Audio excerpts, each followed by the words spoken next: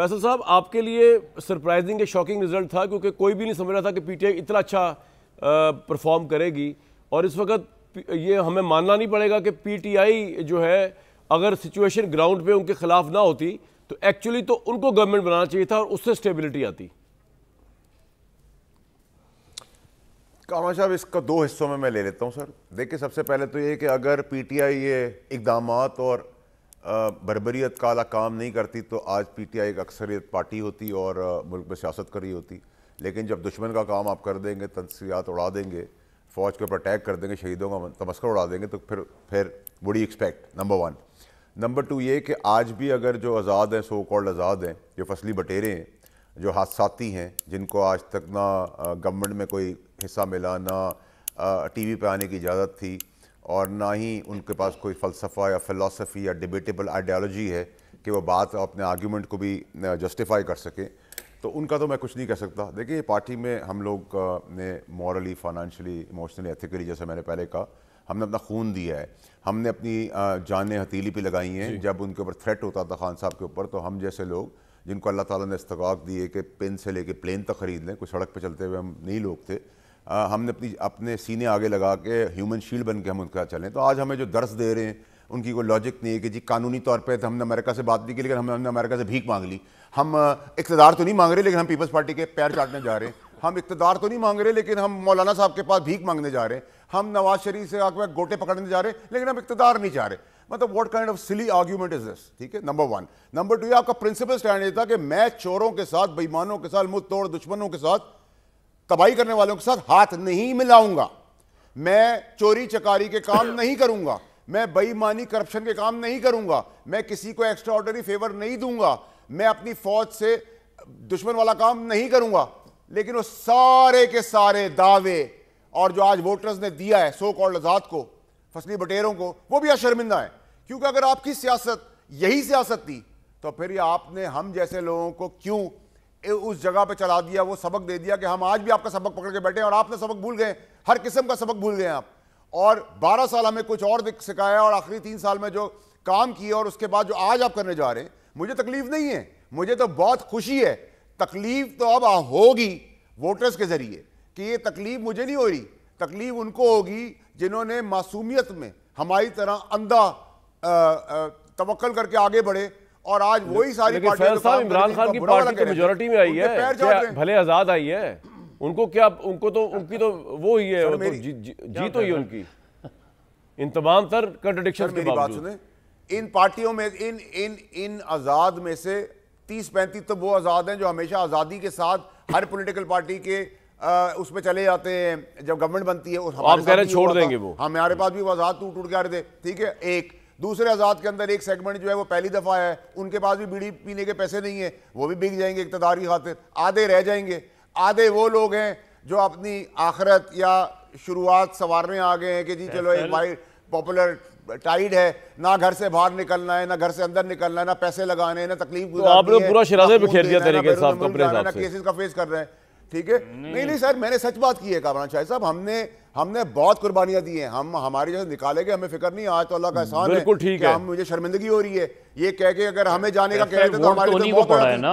आज तो आपने हमारा रास्ता भी खोल दिया है सर। बात ये, मैं ब्रेक पे जाने लगा हूं, लेकिन बात ये, बाकी लोग, एक बात तो आप माने कि इमरान खान ने जेल में बैठ के नवाज शरीफ साहब का रास्ता तो रोक दिया चौथी दफा प्राइम मिनिस्टर बनने के लिए। अब जिस तरह की भी जो आपको डिवाइड मैंडेट नजर आ रहा है, ये तो आप देखें ना कि ये सरप्राइज ही है इस मुल्क के लिए। इसमें से निकलेंगे कैसे? इसमें सलीम साहब बड़े सीनियर पॉलिटिशियन हैं, अवैध साहब बड़े सीनियर इंसान हैं, जानते हैं चीज़ों को, देख रहे हैं पीटीआई की, कि ग्राउंड के ऊपर अगर पीटीआई का रेफरेंस बार बार ना होता एंटी इस्टेब्लिशमेंट का, तो शायद आज उनको रियलाइजेशन है अवैध साहब को कि शायद आज वो गवर्नमेंट बनाने की पोजीशन में होते। मदर साहब, ये ऊँट किस करवट बैठ रहा है? नून लीग पीपल्स पार्टी एक पाकिस्तान को इन मसाइल से निकालती हुई हुकूमत बनाती चली आ रही है, बनते चली जा रही है, या आपको लगता है कि इलेक्शन पे कुछ दोबारा होना चाहिए? कोई एहतजाज भी चल रहे हैं, हर तरह से अटैक भी हो रहे हैं अब इदारों के ऊपर, अब प्रोटेस्ट भी लॉन्च हो रहे हैं, या री इलेक्शन हल है इन तमाम चीज़ों का सर? और पॉसिबिलिटीज़ क्या है मदर साहब? शुक्रिया कामरान। देखिए, पहली चीज़ तो ये कि अभी तक गालिबन पीपल्स पार्टी के हवाले से तो पीटीआई का मौक़िफ़ आ गया कि शायद बातचीत नहीं होगी। और मुझे नहीं पता कि JUI के हवाले से भी ये चीज़ आई है नहीं सामने आई है, क्योंकि सुबह से नहीं उनके मुज़ाकरात तो हो रहे हैं PTI के चीज़ें चल रही हैं। जी नहीं क्या शुरू हो गए? मतलब सर बिहाइंड द डोर्स ही हो रहे हैं ना, उतना ओपनली तो नहीं हो रहा जिस तरह के दूसरों के होते हैं। नहीं, वो मौलाना फजलुर रहमान ने तो ये कंफर्म किया, इसमें कोई दो राय नहीं है। मौलाना फजलुर रहमान ने ये कंफर्म किया कि PTI का वफ़द जो है वो उनसे मिलने आ रहा है, लेकिन साथ में उन्होंने ये भी कहा उसी कॉन्टेक्स्ट में कह रहा हूं मैं किस लिए मिलने आ रहा है। जी बिल्कुल, कि वो एग्री कर गए बातचीत कॉन्टेक्स्ट करने। में। लेकिन एक इत्तला ये भी जी एक इत्तला ये भी आई थी जो PTI सोर्सेज से आई थी कि शायद ना हो, लेकिन पता नहीं। और लेकिन पीपल्स पार्टी के हवाले से जिस तरह अभी सलीम मांडीवाला भी कह रहे थे कि पावर शेयरिंग के हवाले से तो PTI ने जो एक पोजीशन ली है, पीपल्स पार्टी की तो पोजीशन ये है कि जो भी आएगा मुझसे बात करेंगे। जो नून लीग और पीपल्स पार्टी के दरमियान एक रिलेशनशिप कायम हुई है, उससे पाकिस्तान में पॉलिटिकल स्टेबिलिटी नहीं आने जा रही। अच्छा, क्यों? और जाहिर है उसकी एक बड़ी बेसिक सी वजह है ना कि यही बात है कि आपसे हम यारी करेंगे लेकिन जिम्मेदारी नहीं लेंगे। तो लेकिन मदर साहब सबसे डिफिकल्ट ये नून लीग और पीपल्स पार्टी की इन टर्म्स की वजह से नहीं आने जा रही स्टेबिलिटी, या अगर आप समझते हैं टर्म्स चेंज कर दी जाती है और पीपल्स पार्टी मिनिस्ट्रीज ले लेती, जिम्मेदारी उठा लेती, तो स्टेबिलिटी आ जाती दोनों के लाइन से? देखिए कामरान, असल में रिजल्ट ने सबको सरप्राइज दिया। रिजल्ट ने एस्टैब्लिशमेंट को सरप्राइज दिया, रिजल्ट ने पीपल्स पार्टी को सरप्राइज दिया, और सबसे ज़्यादा रिजल्ट ने PMLN को सरप्राइज दिया। बिल्कुल सही। इसलिए कि जिस तरीके से और जिस तादाद में आज़ाद लोग जीत कर आए, वो तो ऑब्वियसली एक PTI emerge as a single largest party against all odds. यानी कौन सी चीज़ थी जो PTI के हक़ में जा रही थी? उन्होंने पूरी कैंपेन चलाई, डिजिटल मीडिया पे कैंपेन चलाई, हर चीज़ जो है। लेकिन मदर साहब इस सरप्राइज का पाकिस्तान को क्या फ़ायदा हुआ कि अगर री इलेक्शन की बातें की जा रही हैं? नहीं, इस सरप्राइज़ का फ़ायदा पाकिस्तान को, पहली चीज़ तो ये कि इस सरप्राइज़ में जो चीज़ें एलिमेंट था, इम्पॉर्टेंट ये नहीं है कि पाकिस्तान को क्या फ़ायदा हुआ, इम्पॉर्टेंट ये है कि एक इलेक्शन प्रोसेस था, आपने एक पार्टी को बिल्कुल आउट कर दिया था लेकिन वो पार्टी इन रही।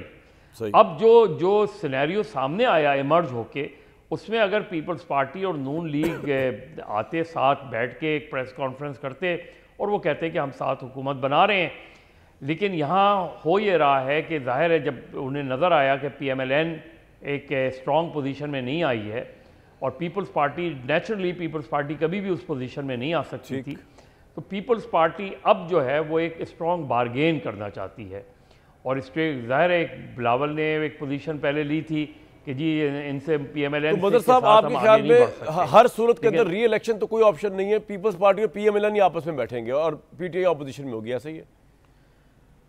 देखिए एक तो ऑप्शन ये था कि जो रिजल्ट सामने आया कामरान, अगर आप इसको सामने रखें और एक थोड़ा सा पीछे चले जाएं और फ़र्ज़ करें अगर PTI के पास उनका इंतखाबी निशान होता तो रिजल्ट क्या होता, और स्लाइडिंग स्टेबिलिटी विक्ट्री ले लेती PTI। ये बात सही है, आई एग्री, बिल्कुल नहीं तो अगर ले लेती फ़र्ज़ करें चले ले लेती, तो कम से कम इस सिनेरियो से आप बच जाते। उसके बाद PTI के ऊपर बर्डन आता है कि वो क्या पॉलिटिक्स करते हैं, किस तरह खड़े होते हैं PTI के।